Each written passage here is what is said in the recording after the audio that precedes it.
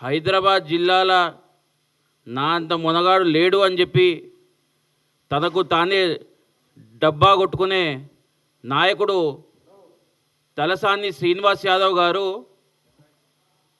రాష్ట్ర ముఖ్యమంత్రి రేవంత్ రెడ్డి గారి గురించి ఏం మాట్లాడినరో మనం అందరం కూడా చూసినాం. సరే, ఆయన మాట్లాడిన మాటలను ఒక 2 నిమిషాలు పక్కన పెట్టి తలసాని శ్రీనివాస్ యాదవ్ అనేటైన ఎంత మహానుభావుడో, ఎంత ఘనకీర్తి కలిగిన నాయకుడో మచ్చుకకు ఒక 2 విషయాలు నేను మీ ముందు చెప్పదలుచుకున్నా. ఆయన తెలంగాణ రాష్ట్రం ఏర్పడిన తర్వాత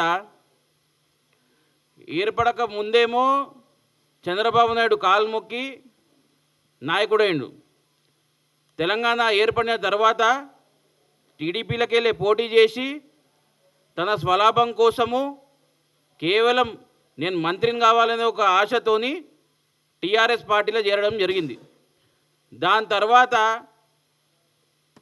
ఆయన మంత్రి పదవి తీసుకున్న తర్వాత ఆయనకు అప్పగించిన శాఖలల్లో ఎన్నో అవినీతి కార్యక్రమాలు జరిగినా కానీ యానిమల్ హస్బెండరీ విభాగంలో ఆయన చేసిన కొన్ని చాలా ఆనిముత్యం లాంటి పనులు, కొన్ని విషయాలు మీ దృష్టికి తేవదలుచుకున్నా.